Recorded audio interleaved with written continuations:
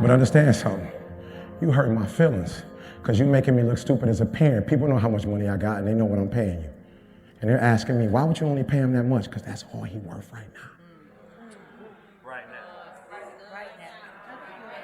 I said, son, holla at me. So what you want? I love it. I love it. Tiffany, it was this company that called him, right? And they was going to hire him, right? Oh, man. And I can't say the name because I don't want to be disrespectful, but a pretty powerful marketing agent. And I remember my son wanted to go. He was like, Dad, they're going to give me a job. I was like, how much they paying you? He like, $35,000. I was like, in the big city, son, 35 grand? But my son wanted to be able to say he was associated with them. Wow. I said, the last time I checked, son, they worth quite a bit of money.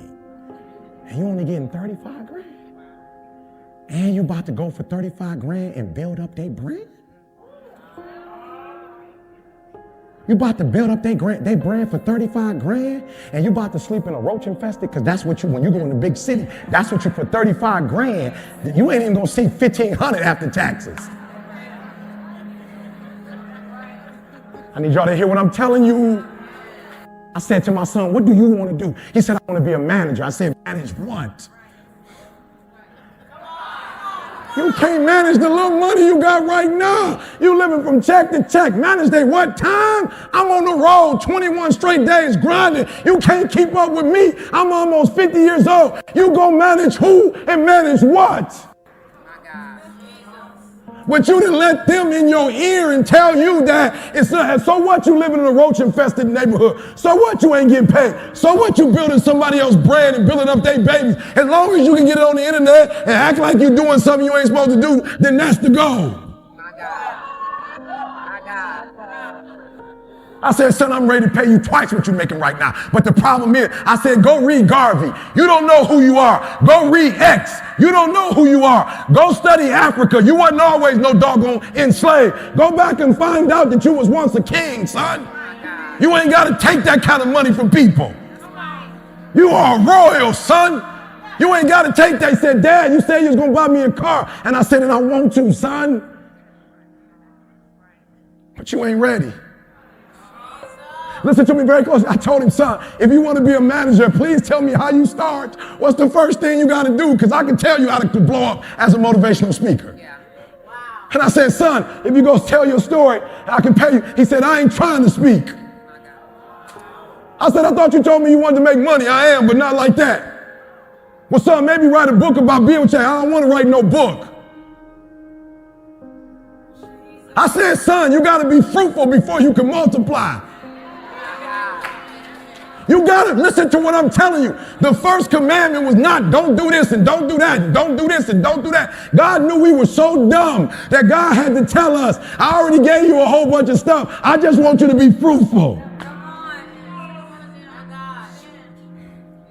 Yup, you missed it. Yup, you right.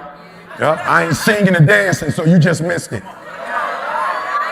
I gave you the first step to being a millionaire. And that's for taking what God gave you and doggone working what God said. Boy, you was just sitting with Nick Saban. Have you lost your doggone mind? You was just sitting with Sean Payton, Super Bowl winner, Drew Brees. Have you lost your mind? If you want to be a manager, you are sitting in a room not only with athletes, but you're sitting with managers. You don't want to be a manager, son. You want what it looked like, not what it feel like. You ain't trying to be no manager. You want a house and a car. You want it. And I'm trying to tell you right now, your first step into being a millionaire is just go ahead and be what God called you to be and stop fighting and stop running and stop telling God what you're going to do. I got so frustrated in the spirit of the Lord, I just threw-way his grandma in. I said, this is a mess you started. You go ahead and talk to him.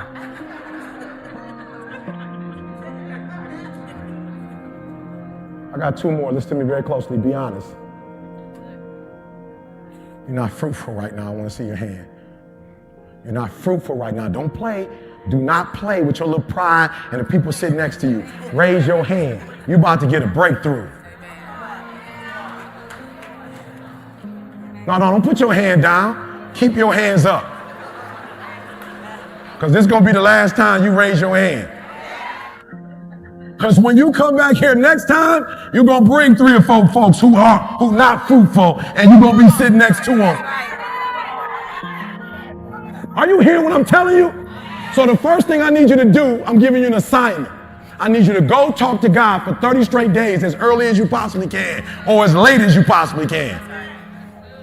I don't care when you do it. When you get home from working all day or get up bright early in the morning. And I want you to stop trying to be what they want you to be. And I just want you to ask, Daddy, what do you want me to be? What do you want me to do? And he said, I want you to teach a GED class, son. That's where I want you to start. Number 2, he told you to multiply. Oh, let me tell y'all something. Multiplication is so easy. It is so easy because you've learned so much from adding. Oh, you're not hearing what I'm trying to tell you. I told my son, if you blow up the way you say you want to blow up, ain't nobody ever going to respect you because you ain't been through nothing. Wow.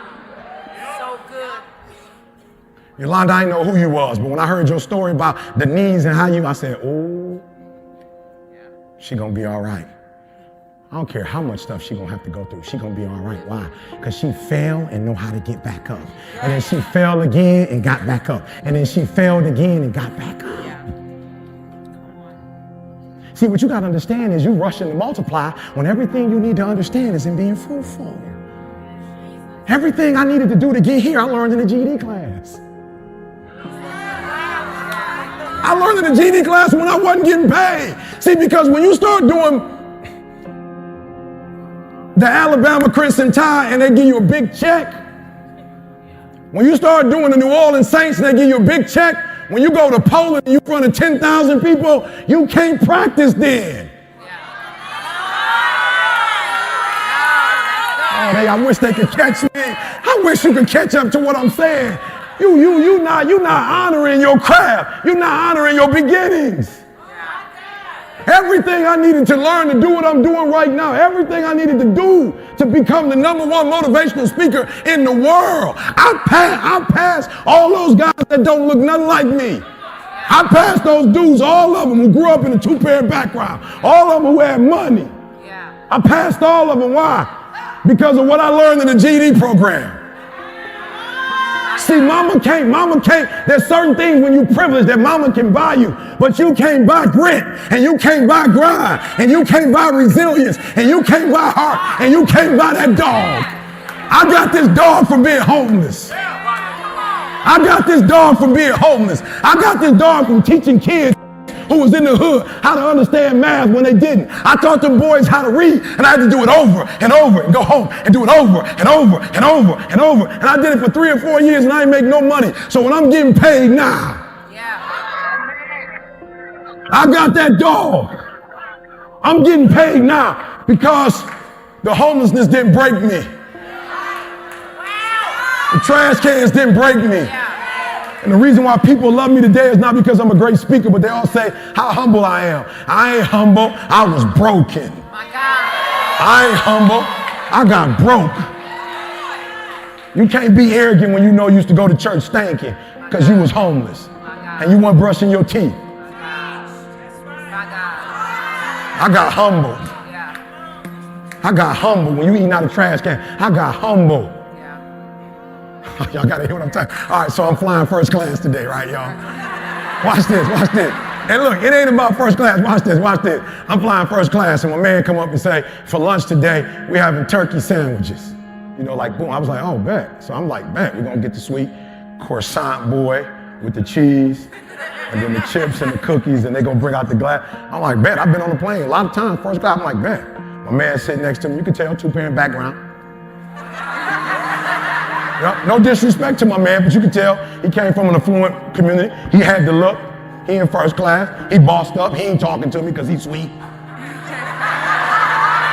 And he looking at me probably like I'm hooping, and that's why I'm in first class, not knowing I'm Dr. Eric Thomas. But it's all good. I don't say nothing to my man. Homeboy bring out the food, and it's a literal turkey sandwich on wheat bread with cheese. And you can see all them folks in first class looking at that turkey sandwich like, Yo, this like a third grade turkey sandwich. This something your grandma give you when she broke. And they looking like, I know they just didn't bring us out normal wheat bread with cheese and turkey on it.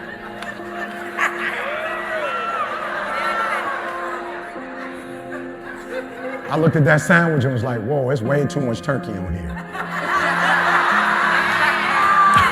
I used to be homeless, y'all. I'm like, they wasting turkey. I took the big piece off, left the little piece on, put the mayonnaise and mustard on that joint, and boom!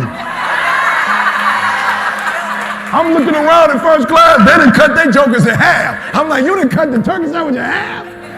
They got it nice and neat and they ain't touching it. I'm like, homeboy, you gonna eat that? How about them chips? I'm trying to tell you, God gave you a gift. So what you gotta use it in church for right now? So what you gotta do it for free right now? It ain't always gonna be free, Joseph. It ain't always gonna be free, Joseph. Your brothers you ain't gonna always be under your brothers, Joseph. One day they gonna bow down to you, Joseph. So you gotta start in Potiphar's house. You gotta start in the prison. But one day, you're going to listen to me very closely. One day, you will do the exact same thing. You just will do it on a bigger level. Go back and read the Bible. Joseph didn't do anything different than he did in Potiphar's house. He didn't do anything different in prison. He did the exact same work. But because he used what God gave him. And you never read once where Joseph complained. Joseph went to Potiphar's house as a slave and cleaned that joker up and organized it like nobody's business. Potiphar was like, whoa, little man, what did you do that? Yeah, I did that. I need you to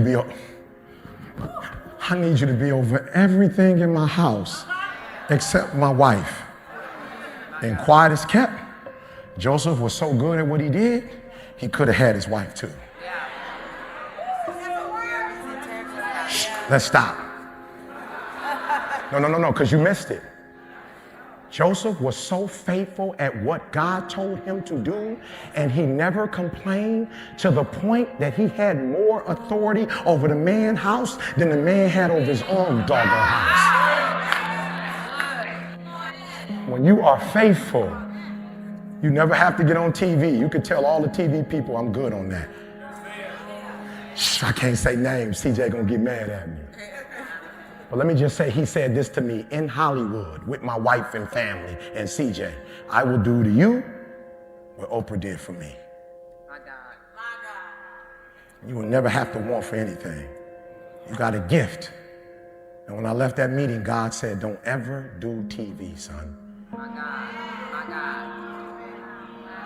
I said, God, why'd you take me to Hollywood? Like, yo, for real, I ain't trying to be funny, God. I ain't even want to do it. Why you take me to Hollywood? Like, why we waste that time? Yeah. He said, we didn't waste time, son. I wanted to show you how your faithfulness to the GED program. I promise you that you will stand before kings and not me. My God. You have been faithful, son. So this is what I'm going to do for you. Y'all got to hear me. Please, I got 2 more. I know we got to go. Listen to me quickly, please. God said to me, I do not want you to blow up on TV, because if you blow up on TV, that individual is going to get the credit for blowing you up.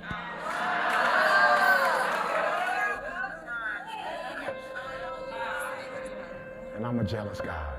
My God, a jealous God. So what I'm going to do is I'm going to blow you up like no human has ever been. You will blow up, and you will blow up on people's computers and on their cell phones. And you will have as much authority in this earth as folks who are on TV. And when you get the confidence in me, you'll have more authority than them. But right now, you're kind of still trying to chilling on your authority. Yeah, that's so good. And I blew up from a GED program. Wow. And I can't go nowhere. Airport, I can't go nowhere. I couldn't even check in today. Praise God. I couldn't even check in. People's like, let me get a pic with you. I'm like, with me? I'm still tripping when men walk up to me crying, bro, you changed my life. I'm like, a video changer? Bro, I ain't even never met you before. We ain't even had no music playing. I wasn't even on stage.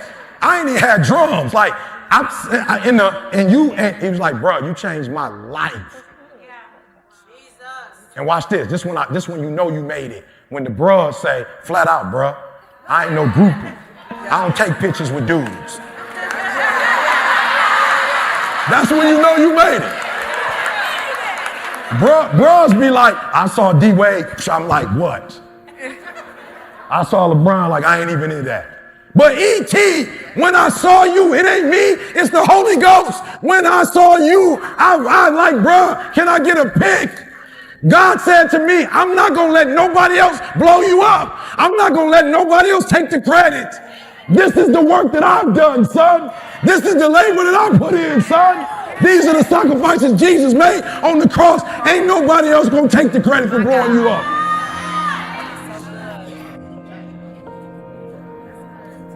So then once you're fruitful, you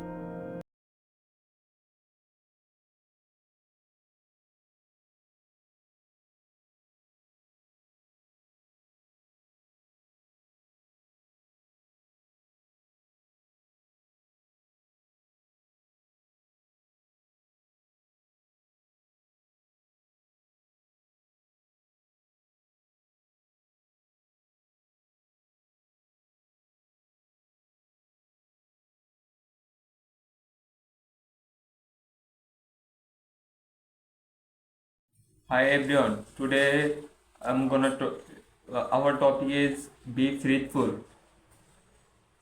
We dive into timeless wisdom of spiritual on this theme of breeding fruit.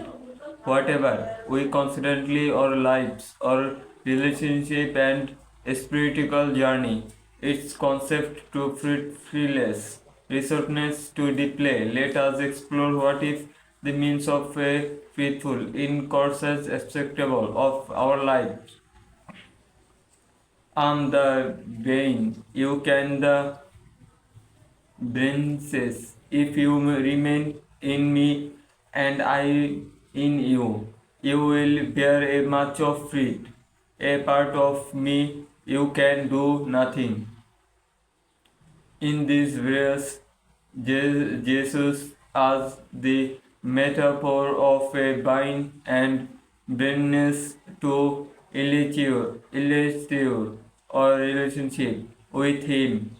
Just branches draw their life and standness from their vine. We too and drive our spirit and purpose for our connection with Christians remains in him in this case of brain fruit, not just any fruit but Edmund fruit.